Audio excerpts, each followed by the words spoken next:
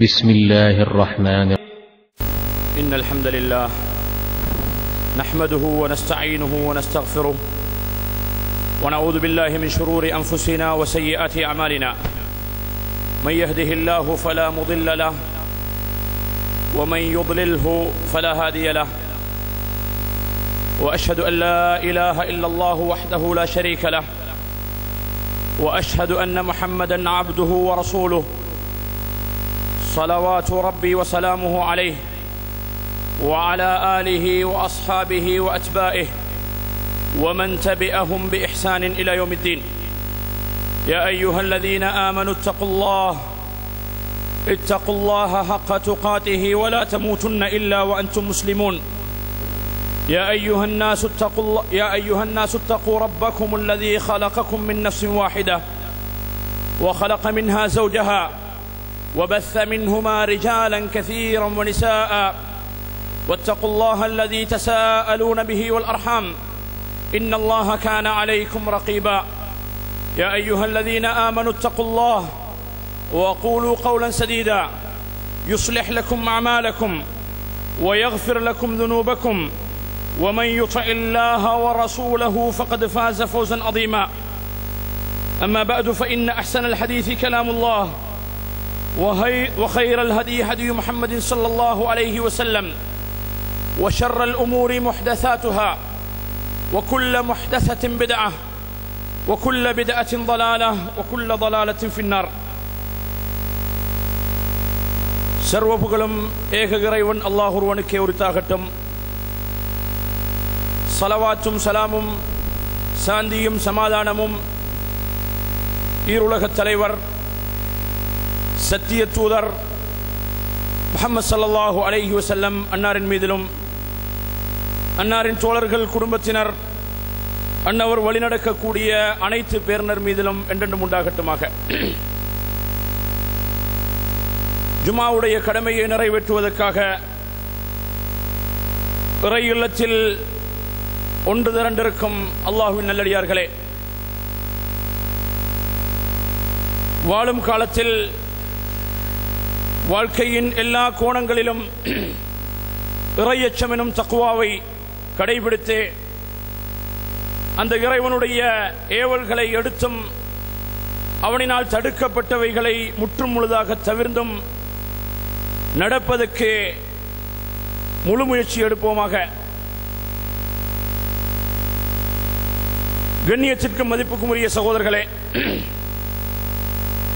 நாம் எல்லாம் மகத்தான சிறப்பம்சங்கள் நிறைந்த கண்ணியங்கள் செறிந்த ஒரு மகத்தான மாதத்தில் இருந்து கொண்டிருக்கின்றோம்.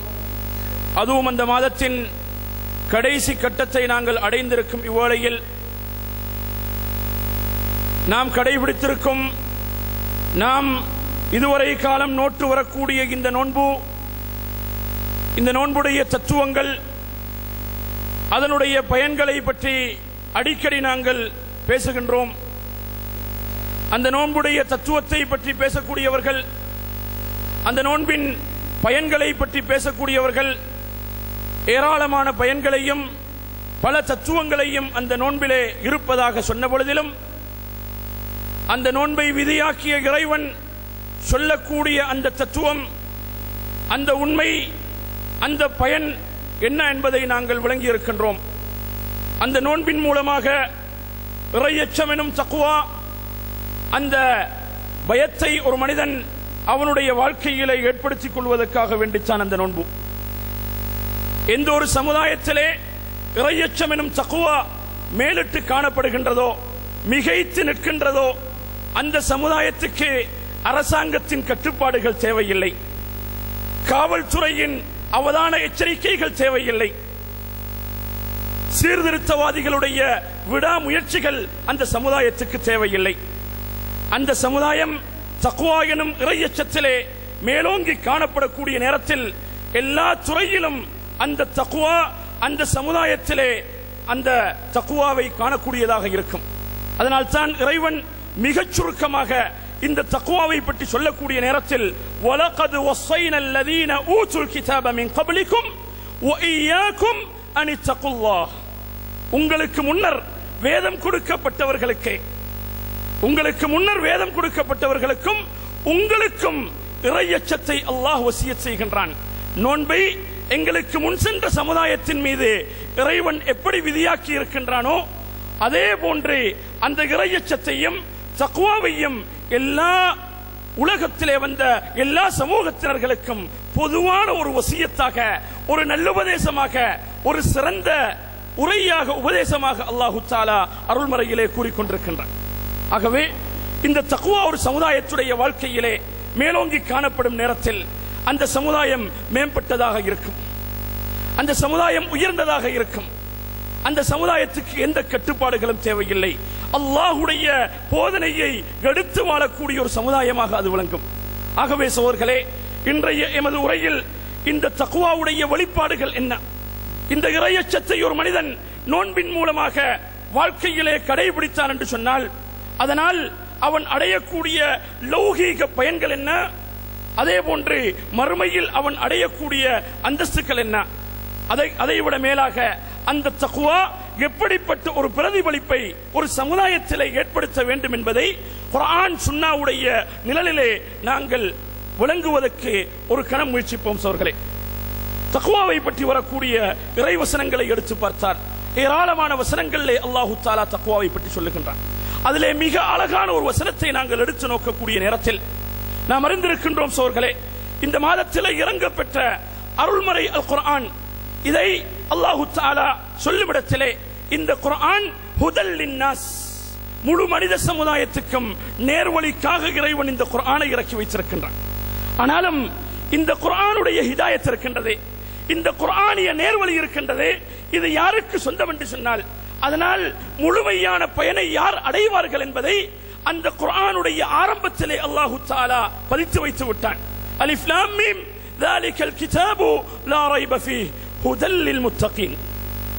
இந்த குர்ஆனுடைய நேர்வழிக்கு சொந்தக்காரர்கள், குர்ஆனுடைய வழிகாட்டல்களுக்கு சொந்தக்காரர்கள், அதனுடைய போதனைகளின் மூலமாக பயனடையக்கூடிய உண்மையாளர்கள் யார் தெரியுமா? அல் முத்தகூன், தக்வா உள்ளவர்கள். தக்வா உள்ளவர்கள் தான் அந்த குர்ஆனுடைய போதனையை முழுமையாக எடுப்பார்கள் என்பதற்கு குர்ஆன் சான்று சொல்லுகின்றது, குர்ஆன் சான்று சொல்லுகின்றது.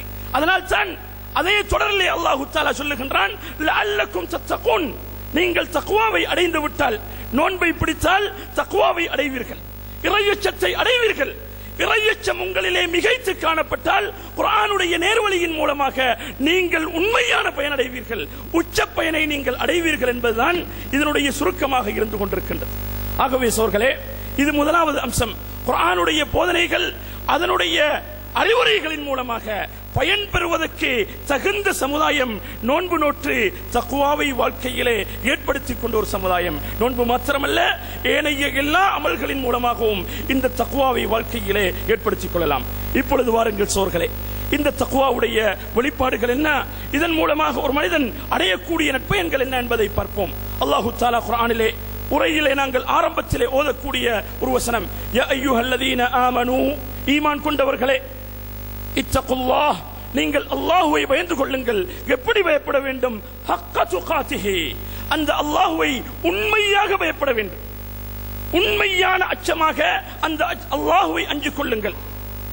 வலா தமூதுன்ன இல்லா வஅன்தும் முஸ்லிமூன், நீங்கள் இறைவனுக்கு கட்டுப்பட்ட முஸ்லிம்களாகவே அன்றி அந்த இறைவனை சந்திப்பதற்கு நீங்கள் கங்கணம் கட்டாதீர்கள், அந்த இறைவனை சந்திப்பதற்கு நீங்கள் முயற்சிக்காதீர்கள். நீங்கள் மரண தருவாயை அடைவதற்கு முன்னர், நீங்கள் இந்த உலகத்தை விட்டு பிரிவதற்கு முன்னால் முஸ்லிம் என்ற அந்த பேருடன் பிரிந்து விடுங்கள், அல்லாஹுக்கு கட்டுப்பட்டவர்கள் முஸ்லிமாக நீங்கள் பிரிந்து சென்று விடுங்கள் என்று குர்ஆனிலே அல்லாஹு தஆலா அவதானமாக சொல்லுகின்றான், நமக்கு மிக எச்சரிக்கையாக சொல்லுகின்றான். ஆகவே சோர்களே, ஹக்க துகாத்திஹி, உண்மையான தக்வா என்று சொன்னால் என்ன என்று தஃசீரிலே நாங்கள் தேடி பார்க்கக்கூடிய நேரத்தில் இப்னு மஸ்ஊத் ரலியல்லாஹு தஆலா அன்ஹு அவர்கள் அழகான விளக்கம் கொடுக்கின்றார்கள். ஹக்க தக்வா என்று சொன்னால், உண்மையான தக்வா என்று சொன்னால் ஐயுஸா அல்லாஹ் ஃபலா யுஸா, அந்த அல்லாஹ்வுக்கு முழுமையாக கட்டுப்பட வேண்டும், அவனுக்கு மாறு செய்யப்படக்கூடாது. வ அய்யுஷ்கர வலா யுக்ஃபர், அல்லாஹ்வுடைய பேருபகாரங்களுக்கு அவனுக்கு நன்றி செலுத்துவது, அவனுக்கு நன்றி மறந்து வாழக்கூடாது. வ அய்யுذ்கர ஃபலா யுன்ஸா, எப்பொழுதும் அல்லாஹ்வுடைய சிந்தனையிலே ஒரு மனிதன் வாழுவது, அவனை மறந்து வாழக்கூடாது. இதுதான் ஹக்க துகாதிஹிக்கு கொடுக்கப்பட்ட அருமையான விளக்கமாக இருக்கின்றது, சிறந்த விளக்கமாகவும் இருந்து கொண்டிருக்கின்றது. ஆகவே ஒரு மனிதன் இந்த தக்வா அவனை ஏற்படுத்த வேண்டிய பிரதிபலிப்பு என்ன? அவன் பாவங்களை முற்றும் முழுதாக தவிர்த்து நடக்க வேண்டும். அவனுடைய வாழ்க்கையிலே பாவம் இருக்கக்கூடாது. அல்லாஹுக்கு கட்டுப்பட்ட ஒரு மனிதனாக இருக்க வேண்டும். இறை சிந்தனையிலே அவன் வாழ வேண்டும். அல்லாஹுக்கு நன்றியுள்ள ஒரு அடியானாக வாழ வேண்டும். இந்த பிரதிபலிப்புகளை இந்த ரமலான் எங்களுடைய வாழ்க்கையிலே ஏற்படுத்தியதா? நாம் பிடித்த நோன்பின் மூலமாக இந்த பயன்களை நாங்கள் அடைந்தோமா என்பதை நாங்கள் எப்படி ஒத்திகை செய்து பார்ப்பது சோர்களே? எப்படி இந்த பாவம் எங்களுடைய வாழ்க்கையிலே விடுபட்டு விட்டதா இல்லையா என்பதை நிதர்சனமாக நாங்கள் பரீட்சித்து பார்ப்பதற்கு பல வழிகள் இருக்கின்ற சோர்களே. அதே குர்ஆனிலே அல்லாஹ் தஆலா சொல்லுகின்றான், யா அய்யுஹல்லதீன ஆமனூ, ஈமான் கொண்டவர்களே, இத்தகுல்லாஹ், நீங்கள் அல்லாஹ்வை பயந்து கொள்ளுங்கள், வகூனூ மஅஸ் ஸாதிகீன், ஈமான் கொண்டவர்களே என்று அழைக்கின்றான். நோன்பை விதியாக்கும் நேரத்திலே, அந்த நோன்பு கடமை என்று சொல்லக்கூடிய நேரத்திலே எப்படி விசுவாசிகளை என்று அழைத்தானோ அதே அறைகூவல், அதே முறையிலான அழைப்பை அல்லாஹ் அழைக்கின்றான். யா அய்யுஹல்லதீன ஆமனூ, ஈமான் கொண்டவர்களே, இறை விசுவாசிகளே, இத்தகுல்லாஹ், நீங்கள் அல்லாஹ்வை பயந்து கொள்ளுங்கள், வகூனூ மஅஸ் ஸாதிகீன், உண்மையாளர்களுடன் நீங்கள் இருந்து கொள்ளுங்கள். அருமையான போதனை. குர்ஆனின் மூலம் பயன்பெறக்கூடியவர்கள் தக்வா உள்ளவர்கள் என்று சொன்னால் ஏன் நமக்கு இந்த அழகான அறிவுரைகள் எங்களுடைய வாழ்க்கையை மாற்றி அமைக்கவில்லை? இந்த சமுதாயத்திலே ஒரு பெரும் சீர்திருத்தத்தை ஏற்படுத்தவில்லை சகோதரர்களே. நீங்கள் உண்மையாளர்களுடன் இருந்து கொள்ளுங்கள் என்று குர்ஆன் அல்லும் பகலும் அழைத்துக் கொண்டிருக்கின்றது. உண்மை எங்கே ஓடி மறைந்து விட்டது? உண்மை இல்லை. வியாபாரத்திலே உண்மை இல்லை, குடும்ப உறவிலே உண்மை இல்லை, சமுதாயத்துக்கு மத்தியிலேயான கொடுக்கல் வாங்கலிலே உண்மை இல்லை. அந்த பொய் மிகைத்து நிற்கும் ஒரு சமுதாயம் நாசமாகிவிடும், அழிந்து விடக்கூடிய ஒரு சமுதாயம், நரகத்துக்கு சொந்தமான ஒரு சமுதாயம் என்றும் நபி அவர்கள் சொல்ல தவறவில்லை. அந்த பொய் ஒரு மனிதனை நரகத்தின் பக்கம் நேராக இட்டு செல்லக்கூடிய பயங்கரமான ஒரு பாவமாக இருக்கின்றது, ஒரு பெரும் தொற்று நோயாகவும் இருக்கின்றது. சிலருக்கு பொய்யின்றி பேச முடியாது, அல்லாஹ்விடத்திலே பொய்யன் என்று அவன் பதிவு செய்யப்பட்டு விட்டான். நபி அவர்கள் சொன்னார்களா இல்லையா? இந்த உண்மையை, இய்யாக்கும் வல் கதிப், பொய்யை உங்களுக்கு நான் எச்சரிக்கை செய்கின்றேன். அந்த பொய் இன்னல் கதிப யஹ்தி இலல் ஃபுஜூர், எல்லா பாவத்துக்கும் வழிகாட்டும். தக்வா அங்கே மறைந்துவிடும். தக்வா என்றால் பாவம் இருக்கக்கூடாது, நன்மையை செய்ய வேண்டும், அல்லாஹ்வுக்கு கட்டுப்பட வேண்டும். ஆகவே அந்த பொய்யை ஒரு மனிதன் கடைபிடித்து விட்டான் என்று சொன்னால் அது பாவத்துக்கு துணை புரியும். அந்த பாவம் யஹ்தி வ இன்னல் ஃபுஜூர யஹ்தி இலன் நார், நரகத்துக்கு அவனை இட்டு செல்லும். வ இன்னர் ரஜுல லயக்திப், ஒரு மனிதன் பொய் சொல்லுவான். எந்த அளவுக்கு பொய் சொல்லுவான் தெரியுமா? வ யதஹர்ரல் கதிப், அவனுடைய எல்லா விடயங்களிலும் பொய்யை தேடி தேடி சொல்லுவான். ஹத்தா யுக்தப இன்தல்லாஹி கذாபா, அல்லாஹ்விடத்திலே பொய்யன் என்று பதியப்படும் வரைக்கும் அந்த பேர் அவனுக்கு பதியப்பட்டு விடும். அதற்கு பின்னால் அவனுடைய வாழ்க்கையிலே உண்மையை பார்க்க முடியாது. அவனுடைய குடும்ப வாழ்க்கையிலேயோ, அவனுடைய பொருளாதார வாழ்க்கையிலோ, சமூக வாழ்க்கையிலோ, அரசியல் மேடையில் ஏறினாலும் பொய்யனாக இருப்பான். வீட்டுக்குள்ளேயும் பொய்யனாக இருப்பான். வியாபார ஸ்தலத்திலே உட்கார்ந்தாலும் பொய்யனாகத்தான் இருப்பான். எல்லா இடங்களிலும் பொய். சில சமயங்களிலே அந்த பொய் மிகைத்து மிம்பர் மேடைகளிலே கூட பொய் சொல்லும் அளவுக்கு இந்த சமுதாயம் கேவலமாக அடைந்து விட்ட சோர்களே. இறை இல்லங்களிலே பொய், வீட்டிலே மாத்திரமல்ல அல்லாஹ்வுடைய இறை இல்லங்களிலே பொய் சொல்லப்படுகின்றது. குர்ஆனிய போதனை என்ன? வகூனு மஅஸ் ஸாதிகீன், உண்மையாளர்களுடன் நீங்கள் இருந்து கொள்ளுங்கள். உண்மையாளர்களுடன் இருக்க வேண்டும் சோர்களே. யாருடைய விடயத்தில் இறங்கியது? தபூக்குடைய யுத்தத்துக்கு செல்லாமல் பின்வாங்கிய அந்த 3 சஹாபாக்களுடைய விடயத்தில் இறங்கிய வசனம் என்றுதான் தஃசீரிலே பார்க்கக்கூடியதாக இருக்கின்றது. பொய் சொல்லி அவர்களுக்கு சாட்டுக்களை சொல்லி சில நியாயங்களை சொல்லி தப்பித்துக் கொண்டிருக்கலாம். அல்லாஹ்வுடைய தண்டனையிலே இருந்து அவர்களை தப்ப வைத்துக் கொண்டிருக்கலாம். ஆனால் உண்மையாளர்களாக இருந்தான். அவர்களை புகழ்ந்து அல்லாஹ் சொல்லுகின்றான், இப்படிப்பட்ட உண்மையாளர்களுடன் மூமின்களே, விசுவாசிகளே, நீங்களும் அணிதிரண்டு விடுங்கள். ஆகவே இந்த தக்வாவுடைய வெளிப்பாடு எதுவாக இருக்க வேண்டும்? எங்களுடைய வாழ்க்கையின் எல்லா கோணங்களிலும் உண்மை இருக்க வேண்டும். அந்த உண்மையை நாங்கள் கடைபிடிக்க வேண்டும். அடுத்ததாக வாருங்கள் சோர்களே, அதே அல்லாஹு தஆலா இன்னும் ஒரு இடத்திலே சொல்லுகின்றான், யா அய்யுஹல்லதீன ஆமனூ, ஈமான் கொண்டவர்களே, இத்தகுல்லாஹ் வகூலு கௌலன் சதீதா, நீங்கள் அல்லாஹ்வை பயந்து கொள்ளுங்கள், உங்களுடைய வார்த்தையிலே நேர்மையானவர்களாக இருங்கள். உண்மையுடன் சேர்ந்த ஒரு விடயம், நேர்மையாக இருக்க வேண்டும். ஒரு மனிதன் அவனுடைய வாழ்க்கையின் எல்லா விடயத்திலும் நேர்மையானவனாக இருக்க வேண்டும். குடும்பத்திலே நேர்மையானவனாக இருக்க வேண்டும், தொழிலே நேர்மையானவனாக இருக்க வேண்டும், அவனுடைய ஏனைய உறவுகளிலே நேர்மையானவனாக இருக்க வேண்டும். இதை வலியுறுத்தும் வசனங்கள் ஏராளம் குர்ஆனிலே பார்க்கக்கூடியதாக இருக்கின்றது. குடும்ப வாழ்க்கையிலே ஒரு மனிதன் நேர்மையை கடைபிடிக்க வேண்டும் என்பதற்கு நபி அவர்கள் தக்வாவை முற்படுத்தித்தான் அந்த விடயத்தை ஞாபகப்படுத்தினார். குர்ஆனிய போதனைகளுடைய அருமையான அந்த முறை அப்படித்தான் இருக்கின்றது. தக்வாவை சொல்லிவிட்டு அல்லாஹ்வை பற்றிய பயத்தை ஒரு மனிதனுக்கு ஏற்படுத்தி விட்டால் அதற்கு பின்னால் எதுதான் சொல்லப்பட்டாலும் அதை ஏற்கும் அந்த மனோசுபாவத்தை அந்த மனிதன் கொண்டிருப்பான்.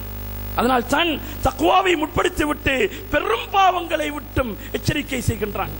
நல்ல பல காரியங்களுக்கு அல்லாஹ் வழிகாட்டக்கூடிய நேரத்திலே அல்லாஹ்வை பயந்து கொள்ளுங்கள் என்று சொல்லிவிட்டு தான் நல்ல விடயங்களை அருமையான போதனைகளை அல்லாஹு தஆலா குர்ஆனிலே சொல்லி இருக்கின்றான். ஏன் ஒரு மூமினை பொறுத்தவரையில் அவனிடத்திலே அல்லாஹ்வை பயந்து கொள் என்று சொன்னால் அவனுடைய உள்ளம் அப்படியே நின்றுவிடும்.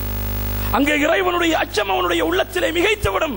அந்த பயத்துக்கு பின்னால் எதைத்தான் அவனுடைய உள்ளத்திலே போடப்பட்டாலும் அதை ஏற்கும் நிலைக்கு அவன் மாறிவிடுவான்.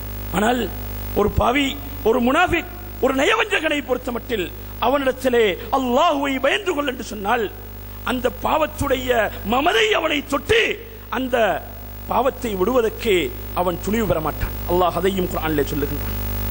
சில மக்கள் இருக்கின்றார்கள், இதா கீல லஹு தகில்லாஹ், அல்லாஹ்வை பயந்து கொள் என்று அவனிடத்திலே சொல்லப்பட்டால் அகதத்துல் இஸ்ஸத்து பில் இஸ்ம், பாவத்துடைய மமதை அந்த பெருமை அவனை தொட்டுவிடும். அதனால் ஃபஹஸ்புஹு ஜஹன்னம், அவன் சென்றடையக்கூடிய இடம் நரகம், அது அவனுக்கு போதுமானதாக இருக்கின்றது அல்லாஹ் சொல்லுகின்றான்.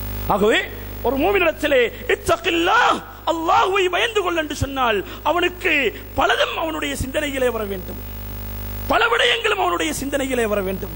அதைத்தான் நாங்கள் அறிகின்றோம்.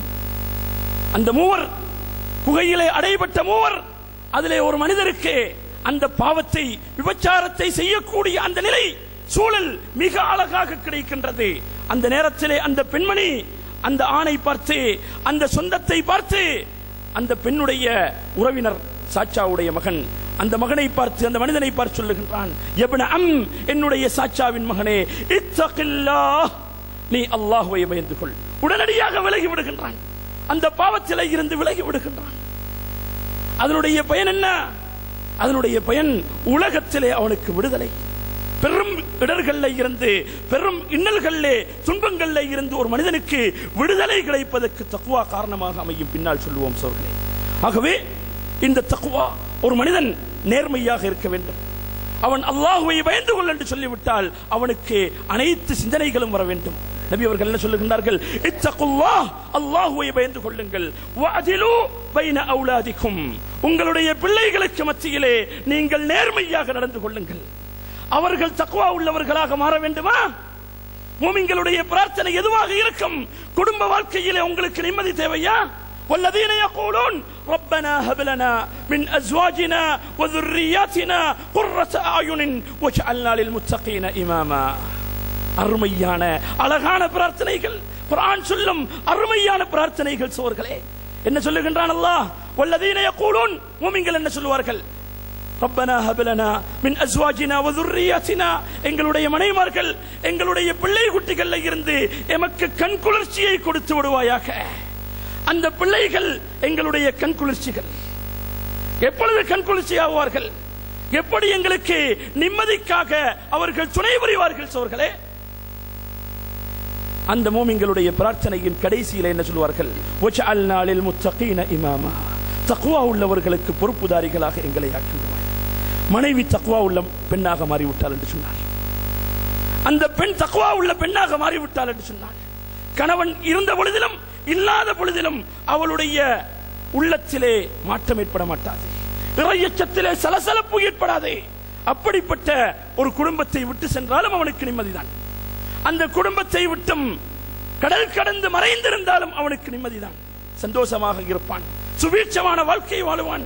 அந்த பிள்ளைகளிலே நிம்மதி தேவையா? அதை வேறு விதமாக நபி அவர்கள் விளக்குகின்றார்கள். இத்தகுல்லாஹ், அல்லாஹ்வை பயந்து கொள்ளுங்கள். வஅதிலு பைன அப்ன அவுலாதிக்கும், உங்களுடைய பிள்ளைகளுக்கு மத்தியிலே நேர்மையாக நீதமாக நடந்து கொள்ளுங்கள். கொடுப்பனவிலே அவர்களுக்கு கொடுக்கும் விடயங்களிலே அவர்களுக்கு காட்டும் அன்பில் கூட நீங்கள் நேர்மையாக நடந்து கொள்ளுங்கள்.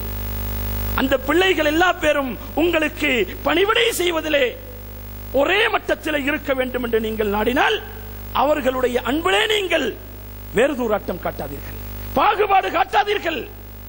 சமத்துவத்தை அங்கே கடைபிடியுங்கள், நேர்மையை நீதத்தை கடைபிடியுங்கள் என்று சொல்லுகின்றான். இது ஒரு தனித்தலைப்பு. சமுதாயத்திலே ஏற்படும் பெரும் சீரழிவுகளுக்கு காரணம் என்ன? பிள்ளைகளுக்கு மத்தியிலே செய்யப்படும் அநியாயம், துரோகங்கள் செய்யப்படுகின்றது.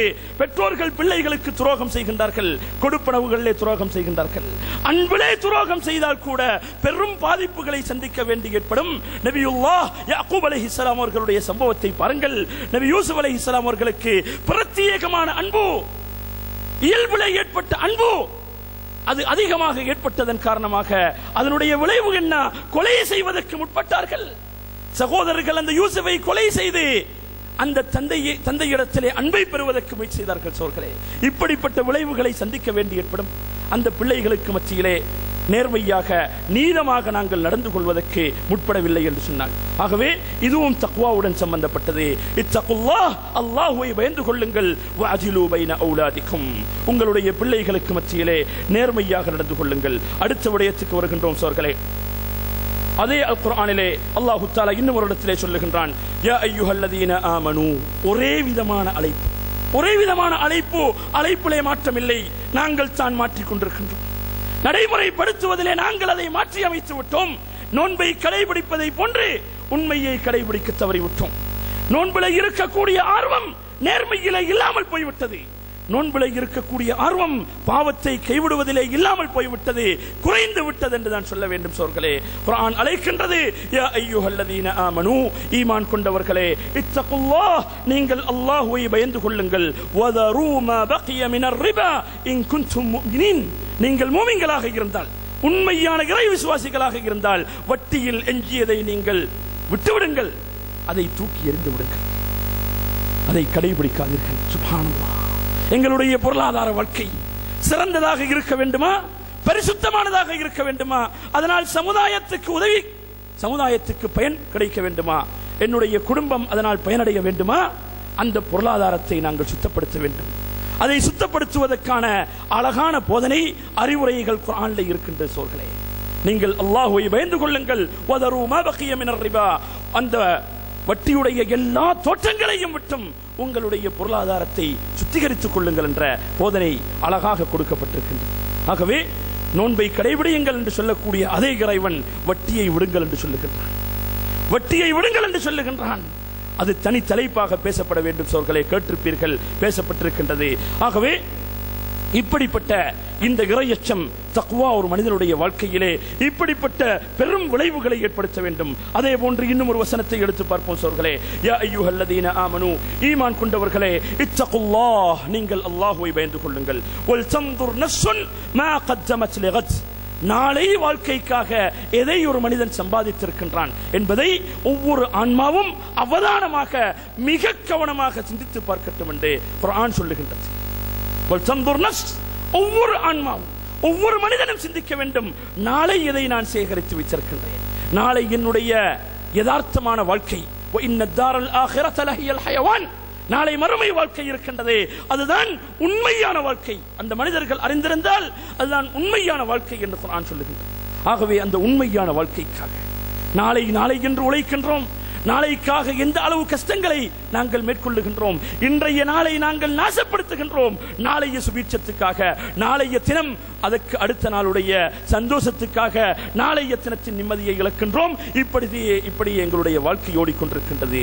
ஆனால் உண்மையான நாளைய தினம் நாளை மறுமையுடைய வாழ்க்கை தான் என்பதைத்தான் குர்ஆனிலே அல்லாஹ் சொல்லுகின்றான். ஆகவே ஒரு மனிதன் தக்வா, அல்லாஹ்வை பயந்து, வல் தன்துர் நஃப்ஸுன் மா கத்தமத் லிகத், நாளை மறுமைக்காக அவன் எதை சேகரித்து வைத்திருக்கின்றான், எதை முற்படுத்தி இருக்கின்றான் என்பதை அவதானிக்க வேண்டும், கவனமாக சிந்தித்துக் கொள்ள வேண்டும் என்று அல்லாஹு தஆலா சொல்லுகின்றான். ஆகவே வல்லவன் அல்லாஹு தஆலா எங்களுடைய வாழ்க்கையிலே இந்த தக்வா பெரும் மாற்றங்களை ஏற்படுத்தி நாங்கள் நோட்ட நோன்பின் மூலமாக இந்த தக்வாவை வாழ்க்கையிலே பிரதிபலிக்க செய்வானாக. வ ஆகிரு தஅவானா அனில் ஹம்துலில்லாஹி ரப்பில் ஆலமீன்.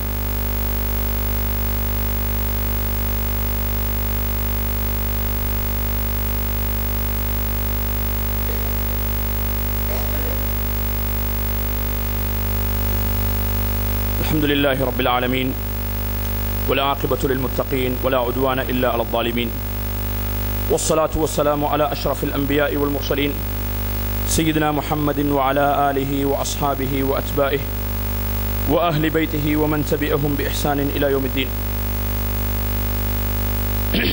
أما بعد, கண்ணியத்திற்கும் மதிப்புக்கும் உரிய சகோதரர்களே, ஆரம்ப உரையிலே நாம் அந்த தக்வாவுடைய வெளிப்பாடுகள், அது ஒரு மனிதனுடைய வாழ்க்கையிலே ஏற்படுத்த வேண்டிய மாற்றங்கள் என்ன என்பதை அல் குர்ஆன் சுன்னாவுடைய நிழலிலே ஒரு சில கணம் நாங்கள் சிந்தித்து பார்த்தோம். அடுத்ததாக, இந்த தக்வா ஒரு மனிதனுக்கு கொடுக்கக்கூடிய நற்பயன்கள் என்ன, அவனுடைய மறுமை வாழ்க்கையில் அவனுக்கு கிடைக்கக்கூடிய பயன்கள் என்றால் குர்ஆனிலே செறிந்து காணப்படுகின்றன. அல் குர்ஆனிலே ஏராளமான வசனங்களிலே அல்லாஹு தஆலா தக்வா உள்ளவர்களுக்கு கிடைக்கக்கூடிய நல்ல பல பயன்களை மிக விரிவாக அழகாக விளக்கி இருக்கின்றான்.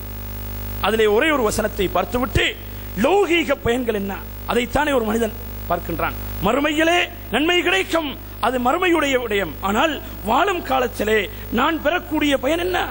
இந்த தக்வாவை நான் ஊர்ஜிதப்படுத்தினேன் என்று சொன்னால், இந்த இறையச்சம் என்னுடைய வாழ்க்கையிலே கடைபிடிக்கப்பட்டது என்று சொன்னால், என்னுடைய இந்த உலக வாழ்க்கைக்கு அது என்ன பயன்களை தரும் என்பதை ஒரு மனிதன் கண்டிப்பாக அறிந்தாக வேண்டும். அதற்கு முன்னால் அந்த மறுமை வாழ்க்கையில் அந்த மனிதர்களுக்கு கிடைக்கக்கூடிய பயன் என்ன என்பதை நாங்கள் பார்ப்போம். அல்லாஹு தஆலா சொல்லுகின்றான், பல இடங்களிலே பல வசனங்களிலே சொல்லுகின்றான், இன்னல் முத்தகீன், தக்வா உள்ளவர்கள் இருக்கின்றார்களே, ஃபீ ஜன்னாத்தின் வனஹர், அவர்கள் சுவர்க்கத்தின் நந்தவனங்களில் விட்டிருப்பார்கள். வனஹர், அதே போன்றே சுவர்க்க நீரருவிகளிலே அவர்கள் விட்டிருப்பார்கள். எங்கே அவர்களுக்குரிய இடம்? ஃபீ மக்அதி சித்க், ஃபீ மக்அதி சித்கின் இன்த மலீகின் முக்ததிர், சக்தி வாய்ந்த எஜமானனுக்கு பக்கத்திலே உண்மையான இருப்பிடத்திலே இருப்பார்கள். ஏன்? தக்வா உள்ளவர்கள் உண்மையாளர்கள். அவர்களுக்கு சொந்தமான இருப்பிடம் உண்மையான இருப்பிடம், அதிலே மாற்றம் கிடையாது என்பதை அல்லாஹ் சொல்லுகின்றான். இந்த ஒரு வசனம் போதும் சோர்களே. பல வசனங்களிலே அல்லாஹு தஆலா தக்வா உள்ளவர்களுக்கு கிடைக்கும் சொர்க்கம் என்ன, நாளை மறுமையிலே அவர்களுக்கு கிடைக்கும் பயன்கள் என்ன என்று ஏராளமாக சொல்லி இருக்கின்றான். இந்த ஒரு வசனமே ஈமான் கொண்ட எங்களுக்கு போதியது. ஆகவே இந்த லௌகீக பிரயோசனங்கள் என்ன என்று குர்ஆனிலே பார்த்தால் அதுவும் ஏராளமாக இருக்கின்றது, ஏராளமாக இருக்கின்றது. அதிலே மிக முக்கியமான ஒரு சில விடயங்களை மாத்திரம் நாங்கள் சுருக்கமாக பார்ப்போம் சோர்களே. அல்லாஹு தஆலா ஒரு இடத்திலே சொல்லுகின்றான், யா அய்யுஹல்லதீன ஆமனு, ஈமான் கொண்டவர்களே, இத்தகுல்லாஹ், நீங்கள் அல்லாஹ்வை பயந்து கொள்ளுங்கள்.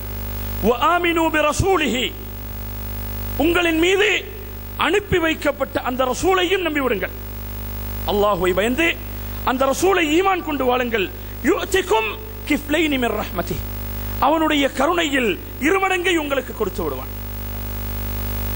அந்த அருளாளன் ரஹ்மான் என்ன சொல்லுகின்றான்? என்னுடைய கருணையின் இருமடங்கை உங்களுக்கு கொடுத்து விடுவேன். வயஜஅல் லகும் நூரன் தம்ஷூன பிஹி, உங்களுக்கு நான் ஒரு ஒளியை பிரகாசத்தை ஏற்படுத்தி விடுவேன். தம்ஷூன பிஹி, அந்த பிரகாசத்திலே, அந்த ஒளி விளக்கிலே நீங்கள் பிரகாசத்தை எடுத்துக்கொண்டு உலகத்திலே நீங்கள் நடந்து மறுமையிலும் தான் இம்மையிலும் தான் அதிலே இந்த உலகத்திலே அவர்களுக்கு பிரகாசம் இருக்கும். அந்த பிரகாசத்துடன் நிம்மதியாக வாழலாம், சந்தோஷமாக வாழலாம், சத்தியத்திலே நிலைத்திருக்கலாம். தக்வா உள்ளவர்கள் தான் சத்தியவாதிகள், அவர்கள் தான் உண்மையானவர்கள் என்பதையும் வேறு வசனங்களிலே விளக்குகின்றான். ஆகவே முதலாவது இந்த தக்வா உள்ளவர்களுக்கு கிடைக்கக்கூடிய பயன் என்ன? அவர்களுக்கு அல்லாஹு தஆலா ஒரு ஒளியை ஏற்படுத்தி விடுவான். தம்ஷூன பிஹி, அந்த ஒளியின் மூலமாக நடந்து திரிவார்கள், நிம்மதியாக இருப்பார்கள், வழி தவறிவிட மாட்டார்கள். சுருக்கமாக சொன்னார். அடுத்த வசனத்தை பாருங்கள் சோர்களே. யா அய்யுஹல்லதீன ஆமனு, ஈமான் கொண்டவர்களே, இன் தத்தகுல்லாஹ், நீங்கள் அல்லாஹ்வை பயந்தால் யஜ்அல் லகும் ஃபுர்கானா, யஜ்அல் லகும் ஃபுர்கானா, சத்தியத்தையும் அசத்தியத்தையும் வேறு பிரித்து அறியும் அறிவை உங்களுக்கு கொடுப்பான். தக்வா உள்ளவர்களுக்கு நோன்பை முறையாக நோற்று அந்த தக்வாவை வாழ்க்கையிலே கடைபிடித்தவர்களுக்கு கிடைக்கக்கூடிய இந்த உலக வாழ்க்கையிலே கிடைக்கும் மிக பெரும் பயன் என்ன தெரியுமா? ஃபுர்கான், சத்தியம் எது அசத்தியம் எது என்று மக்கள் தத்தளித்துக் கொண்டிருக்கும் வேளையில் தக்வா உள்ளவர்கள் சத்தியத்தை முறையாக குர்ஆனுடைய நிழலிலே இருந்து அல்லாஹ்வுடைய அறிவுரைகளுடன் நபியுடைய வழிகாட்டலுடன் சத்தியத்தை அறிந்து கொள்வது அவர்களுக்கு பெரும் சிரமமான காரியமாக இருக்காது. யஜஅல்லக்கும் ஃபுர்கானா, சத்தியத்தையும் அசத்தியத்தையும் அறியும் அந்த ஆற்றலை உங்களுக்கு ஏற்படுத்தி வருவான். வத்தகுல்லாஹ் வயுஅல்லிமுக்குமுல்லாஹ், அல்லாஹ்வை நீங்கள் பயந்து கொள்ளுங்கள், உங்களுக்கு அல்லாஹ் தஆலா பல விடயங்களை கற்றுக் கொடுப்பான். நல்ல விடயங்களை கற்றறிந்து கொள்வதற்கு தக்வா ஒரு மனிதனுக்கு பயனளிக்கும். சோழர்களே, அல்லாஹ்வை பயந்து கொண்டால் அவனுக்கு மார்க்க அறிவு கிடைக்கும், சத்தியத்தை அசத்தியத்தை பிரித்தறியும் ஆற்றல் அவனுக்கு கிடைக்கும். அதை விட மேலாக சோழர்களே, இவைகள் அனைத்தை விட மேலான ஒரு பயன் என்ன தெரியுமா? அல்லாஹு தஆலாவுடைய நேசம் தக்வா உள்ளவர்களுக்கு கிடைக்கும். அல்லாஹு தஆலா தக்வா உள்ளவர்களுடன் இருக்கின்றான். அந்த தக்வா உள்ளவர்களை அல்லாஹு தஆலா நேசிக்கின்றான் என்று குர்ஆனிலே சொல்லுகின்றான். இன்னல்லாஹ யுஹிப்புல் முத்தகீன், அல்லாஹு தஆலா தக்வா உள்ளவர்களை நேசிக்கின்றான். அல்லாஹ்வுடைய நேசம் ஒரு மனிதனுக்கு கிடைத்து விட்டது என்று சொன்னால், நாங்கள் அல்லாஹ்வை நேசிக்கின்றோம், அது கட்டாயம் ஈமானிலே ஒரு பகுதி. இறைவனுடைய நேசமின்றி ஈமான் இல்லை. அல்லாஹ்வை நேசிக்காமல் தொழுகை இல்லை. அல்லாஹ்வை நேசிக்காமல் நோன்பு பயனளிக்க மாட்டாது. அல்லாஹ்வை நேசிக்காமல் தர்மம் அவனுக்கு துணை புரியாது. ஆனால் அல்லாஹ் ஒரு மனிதனை நேசிப்பது என்பது அதை விட ஒரு உயர்ந்த கட்டமாக இருக்கின்றது. இன்னல்லாஹ் யுஹிப்புல் முத்தகீன், அல்லாஹ் தக்வா உள்ளவர்களை நேசிக்கின்றான். அல்லாஹ் ஒரு அடியானை நேசித்தான் என்று சொன்னால் அதனுடைய விளைவு என்ன தெரியுமா? பாரிய விளைவுகள், பாரிய மாற்றங்கள் அவனுடைய வாழ்க்கையிலே ஏற்படும். நபி அவர்கள் ஹதீஸிலே இதை விளக்கி இருக்கின்றார்கள். ஒரு அடியான் அல்லாஹ் ஏவிய கடமைகளை செய்து அதற்கு பிற்பாடு சுன்னத்தான காரியங்களை செய்கின்றான். எந்த அளவுக்கு செய்கின்றான் தெரியுமா? ஹத்தா உஹிப்பஹ், அல்லாஹ் சொல்லுகின்றான், அந்த அடியானை நான் நேசிக்கும் வரைக்கும் அவன் நன்மைகளை செய்கின்றான், நல்ல காரியங்களை செய்கின்றான். இதுவரைக்கும் அந்த மனிதனை நான் நேசித்து விட்டேன் என்று சொன்னான். ஃபஇதா அஹ்பப்துஹு, அந்த அடியானை நான் நேசித்து விட்டேன் என்று சொன்னால், குன்து ஸம்அஹு அல்லதி யஸ்மஉ பிஹி, அவன் கேட்கும் செவிப்புலனாக, வ பஸரஹு அல்லதி யுப்ஸிரு பிஹி, பார்க்கும் பார்வையாக, பிடிக்கும் கரமாக, நடக்கும் காலாக நான் மாறி விடுவேன் என்று அல்லாஹ் சொல்லுகின்றான். அப்படி என்றால் அவனுடைய உடல் உறுப்புகள் அனைத்துக்கும் முழுமையான பாதுகாப்பை இறைவன் வழங்கி விடுவான். வேறு அறிவிப்புகளிலே வந்திருக்கின்றது, லா யஸ்மஉ இல்லா பி, என்னின் மூலமாகவே என்று அவன் கேட்க மாட்டான். நான் விரும்பியதைத்தான் கேட்பான், நான் விரும்பியதைத்தான் பார்ப்பான், நான் விரும்பிய இடத்துக்குத்தான் செல்லுவான், நான் விரும்பியதைத்தான் பிடிப்பான். ஆகவே ஒரு மனிதனுக்கு அல்லாஹ்வுடைய நேசம் கிடைத்து விட்டது என்று சொன்னால் என்ன நடக்கின்றது? அவன் முழுமையாக பாதுகாக்கப்படுகின்றான். பாவங்கள்ல இருந்து அவனுக்கு விதிவிலக்கு கிடைக்கின்றது. வேறு வசனம் இதை அழுத்தமாக விளக்குகின்றது. சகோதரர்களே, இன்னல்லதீன தகவ், தக்வா உள்ள மனிதர்கள் இருக்கின்றார்களே, இதா மஸ்ஸஹும் தாயிஃபும் மினஷ் ஷைத்தான், ஷைத்தானுடைய ஆதிக்கம் அவர்களை தொட்டுவிட்டால் ததக்கரு, அவர்கள் விழிப்புணர்வு பெறுவார்கள், சிந்திக்க முற்படுவார்கள். இது ஷைத்தானுடைய வழி என்பதை அவர்கள் அறிந்து வைத்திருப்பார்கள். அல்லாஹ் கொடுத்த அறிவு தக்வா உள்ளவர்களுக்கு. அவர்களுக்கு ஷைத்தானுடைய ஆதிக்கம் ஏற்பட்டு விட்டால் என்ன செய்வார்கள் தெரியுமா? ததக்கரு ஃபஇதா ஹும் முப்ஸிரூன், அவர்கள் பார்ப்பார்கள், இது தவறு, இது என்னை அழிவின் பக்கம் இழுத்து செல்லக்கூடிய ஒரு வழி என்று அவன் சிந்திப்பான். அதனால் அந்த பாவத்திலே இருந்து விடுபடுவான். அதற்கு அடுத்த பகுதியிலே வ இஹ்வானுஹும் யமுத்தூனஹும் ஃபில் கய்யி ஸும்ம லா யுக்ஸிரூன், ஷைத்தான் என்ன செய்து கொண்டிருப்பான்? அவனுடைய ஆட்களை, அவனுடைய சகோதரர்களாகி அந்த பாவிகளை பாவத்திலே இழுத்து சென்று கொண்டிருப்பான். அவனுடைய பணியிலே எந்த குறையும் செய்ய மாட்டான். ஷைத்தானும் அவனுடைய கோஷ்டியும் ஸும்ம லா யுக்ஸிரூன், எந்த குறையும் செய்யாமல் அவர்கள் வழிகாட்டிலே துரிதமாக முழு முயற்சி எடுத்துக்கொண்டு மக்களை வழிகெடுத்துக் கொண்டே இருப்பார்கள். ஆனால் இந்த தக்வா உள்ள மனிதர்களோ அடுத்த அணியிலே இருந்து நிம்மதியாக இருப்பார்கள். ஷைத்தானுடைய ஆதிக்கத்தை விட்டும் அவர்களுக்கு விதிவிலக்கு என்று குர்ஆன் சொல்லுகின்றது. அதே போன்று சகோதரர்களே, இன்னும் ஒரு இடத்திலே அல்லாஹ் சொல்லுகின்றான், வத்தகுல்லாஹ், அல்லாஹ்வை பயந்து கொள்ளுங்கள், வஅலமு, நீங்கள் அறிந்து கொள்ளுங்கள், அன்னல்லாஹ மஅல் முத்தகீன், அல்லாஹ் தக்வா உள்ளவர்களுடன் இருக்கின்றான். அல்லாஹ் தக்வா உள்ளவர்களை பாதுகாக்கின்றான், அவர்களுடன் இருக்கின்றான் என்று சொன்னால் அவர்களுக்கு முழுமையான பாதுகாப்பு இருக்கின்றது, இம்மையிலும் தான் மறுமையிலும் தான். அதே போன்று இன்னும் ஒரு வசனத்திலே அல்லாஹ் சொல்லுகின்றான், வமய்யத்தகில்லாஹ், ஒரு மனிதன் அல்லாஹ்வை பயந்து கொண்டான் என்று சொன்னான், தக்வாவை கடைபிடித்து விட்டான் என்று சொன்னால், யஜ்அல் லஹு மின் அம்ரிஹி யுஸ்ரா, அவனுடைய காரியங்கள் அனைத்தும் இலகுவானதாக இருக்கும். அவனுடைய வாழ்க்கையிலே சிரமம் இருக்காதே, கஷ்டம் இருக்காதே. ஒரு தொழிலுக்காக விண்ணப்பத்தை கொடுத்தால், ஒப்படைத்தால் அதனுடைய ரிசல்ட் சரியானதாக கிடைக்கும். திருமணத்துக்காக ஒரு முயற்சியை எடுத்தால் அது இலகுவானதாக அமைந்துவிடும். ஏன்? தக்வா இருக்கின்றது. அவனுடைய உள்ளம் இறைவனுடன் தொடர்புள்ளதாக இருக்கின்றது. அல்லாஹ்வின் மீது அனைத்தையும் சாட்டியிருக்கின்றான். அந்த இறைவனை சார்ந்திருக்கின்றான். அந்த இறைவனை பயந்திருக்கின்றான். ஆகவே அவனுடைய காரியங்கள் அனைத்தும் இலகுவாக நடந்தேறிக் கொண்டிருக்கும். இன்னும் அதை விளக்கமாக சொல்லுகின்றான். அவனுடைய கஷ்டங்கள், அவனுடைய இடர்கள், இன்னல்கள், துன்பங்கள் விலகி செல்லும் வழிகளை அந்த தக்வா உள்ளவர்களுக்கு அல்லாஹ் ஏற்படுத்துவான். அவன் அறியாத புறத்திலே இருந்து அவனுக்கு உணவு வரும். அவன் அறியாத புறத்திலே இருந்து அவனுடைய திருமண விவகாரங்கள் நடந்தேறும். அறியாத புறத்திலே இருந்து தொழில் வாய்ப்புகள் அவனை வந்தடையும். அறியாத புறத்திலே இருந்து அவனுடைய கடன்கள் அடைக்கப்படும். அறியாத புறத்திலே இருந்து அவனுடைய அனைத்து காரியங்களும் நிறைவேற்றப்படும். அதற்காக அல்லாஹ் அவனுடைய அடியார்களிலே சிலரை தெரிவு செய்து விடுவான். அதையும் ஹதீஸிலே பார்க்கக்கூடியதாக இருக்கிறது. தக்வா உள்ள மனிதர்களுக்கு, அல்லாஹ்வுடைய நல்லடியார்களுக்கு உதவி செய்வதற்கு நல்லவர்களை அல்லாஹ் ஏற்பாடு செய்து விடுவான். சூரத்துல் கஹ்ஃபிலே பார்க்கின்றோமா இல்லையா? சூரத்துல் கஹ்ஃபிலே அந்த ஹதரும் மூசாவும் பயணம் மேற்கொண்ட நேரத்திலே அலைஹிஸ்ஸலாத்து வஸ்ஸலாம் அவர்கள் அந்த பயணத்தை மேற்கொண்டு ஒரு நகரத்துக்கு செல்லுகின்றார்கள். அங்கே உணவு கேட்கின்றார்கள். உணவு தர மறுக்கின்றார்கள் அந்த ஊர்வாசிகள். அங்கே ஒரு சுவர் விழுவதற்கு தயாராக இருக்கின்றது. ஹதர் அதை சரி செய்து விடுகின்றார்கள். பின்னால் விளக்கம் கொடுக்கின்றார்கள். அந்த சுவரை சரி செய்ததை நீ கண்டித்தீரே மூசாவே, அதனுடைய விளக்கம் என்ன தெரியுமா?